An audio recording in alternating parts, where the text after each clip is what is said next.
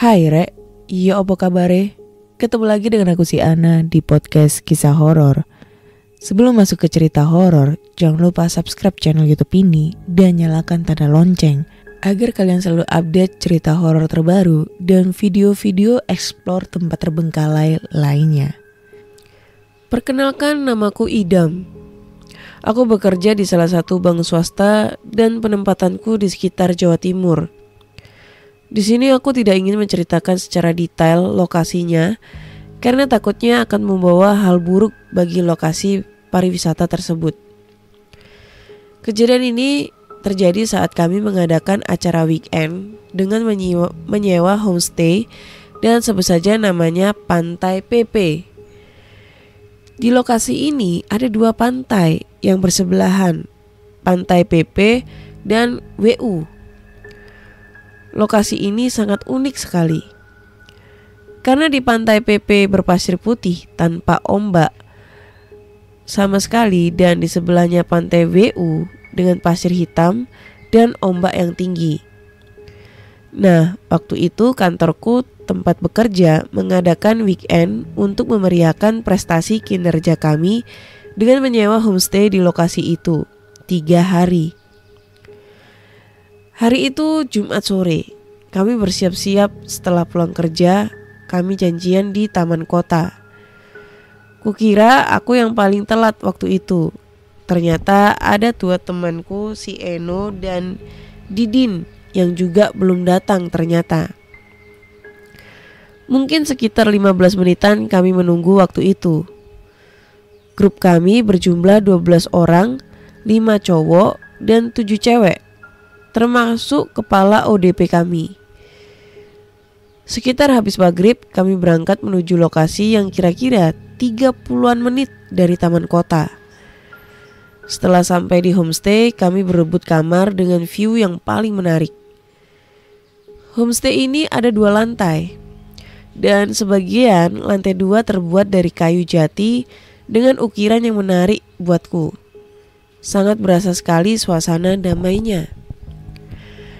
Nah, dari lantai 2 tersebut, kami dapat melihat sebuah pulau yang menjulang tinggi di antara Pantai PP dan Pantai WU. Pulau kecil itu terlihat bagus walaupun malam hari, karena waktu itu sekitar tanggal 16 pas bulan purnama.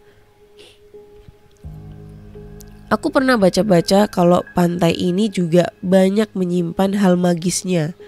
Dan juga kami diingatkan oleh penjaga pantai jangan keluar malam-malam ke bukit yang memisahkan Pantai PP dan Pantai WU. Awal mula kejadian ini tuh waktu sekitar jam 12-an malam, waktu aku sedang main game Mobile Legends di balkon lantai 2 yang langsung menghadap ke Pantai PP. Waktu itu kukira itu hanya sorot dari kapal yang sedang lewat mencari ikan. Ternyata setelah aku amati, ternyata sorot sinar berwarna biru itu dari pulau tersebut. Kagetlah waktu itu. Saat aku ingin mengabadikan momen itu di handphoneku, anehnya sorot sinar warna biru itu tidak bisa terbaca oleh lensa handphoneku. Dari situlah aku mulai merinding dibuatnya. Aku segera masuk ke dalam rumah dan menceritakan hal yang aku lihat. Teman-temanku malah berbondong-bondong ingin melihat kejadian itu. Waktu itu kami bertuju menuju ke balkon untuk melihat sorot sinar yang aku ceritakan tersebut. Dan benar, sorot sinar itu masih terlihat teman-temanku dan segera menenteng handphonenya dan sama sekali tidak ada yang dapat merekam sinar tersebut. Mereka juga keheranan sama sepertiku. Waktu itu kami saling bertatapan dengan wajah antara takjub dan bingung. Kejadian aneh tersebut tidak hanya kelar di situ saja. Keesokan harinya saat kami sedang bersama-sama main di pantai, ada salah satu temanku yang mengajak untuk menuju Pantai WU. Sebenarnya jarak Pantai WU ini sangat dekat, tapi kita dilarang untuk melintasi bukit kecil yang memisahkan Pantai PP dan WU. Tapi kalau ambil jalan memutar terlalu jauh, jaraknya jika berjalan kaki. Akhirnya kami curi-curi kesempatan untuk melewati bukit tersebut. Ada seorang dari kejauhan yang meneriaki kami jangan melintasi bukit tersebut. Tapi kami pura-pura tidak mendengarnya. Ternyata alasan dibalik tidak bolehnya kami melintasi bukit tersebut adalah banyaknya ular di bukit tersebut. Saat kami melintasi bukit tersebut, kami berpapasan sekitar 5 kali dengan ular. Awalnya memang ngeri, tapi lama-kelamaan jadi terbiasa. Mungkin sekitar 20 menitan kami berjalan. Akhirnya sampai di pantai WU. Di pantai WU ini ada batu yang tertata rapi secara alami menjorok ke laut, berbentuk seperti ular, dan di batu itu ada tanda dilarang melintasi batu ini karena ombak di pantai WU ini sangat tinggi, berbeda sekali dengan pantai PP yang tidak ada ombaknya dan pasirnya putih dan halus seperti kaca. Nah, dari sini kami bisa melihat lebih dekat juga pulau yang menjulang tinggi antara pantai PP dan pantai WU. Dan menurut mitos yang beredar, di situ batu yang menjorok ke laut yang mirip dengan ular itu adalah jelmaan dari badannya yang sudah dipotong. Makanya banyak warga di situ yang mengkeramatkan batu tersebut. Karena banyak mitos mistis yang beredar tentang asal mula batu tersebut. Dan pulau yang menjulang tinggi tersebut konon katanya adalah bagian dari kepala si ular tersebut. Dan tidak ada satupun orang yang tinggal di pulau tersebut karena banyak ular laut beracun yang mendiaminya. Lalu aku bertanya sama si penjual, "Bu, semalam kami melihat sinar biru dari pulau tersebut dari homestay tempat tinggal kami. Itu pertanda apa ya, Bu?" Si penjual itu hanya terdiam dan menggelengkan kepala. Lalu kami menjelaskan kalau sinar tersebut tidak bisa kami rekam di handphone kami, padahal jelas-jelas terlihat. Si penjual itu hanya bilang, "Wah, saya tidak tahu menau," jawab si penjual itu. "Cuma hati-hati saja kalau lagi di laut, soalnya banyak yang suka lupa diri dan sering ada korban tenggelam karena ombak." Aku bilang lagi, "Loh, kan di pantai PP gak ada ombaknya, Bu." "Iya Mas, tapi kalau sudah masuk ke perbatasannya kan ada arus bawahnya juga.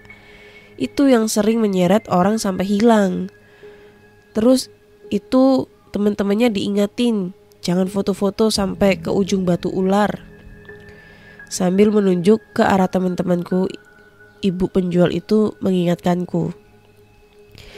Ternyata ada salah satu temanku yang berjalan sampai ke ujung batu ular itu. Padahal sudah banyak yang mengingatkan.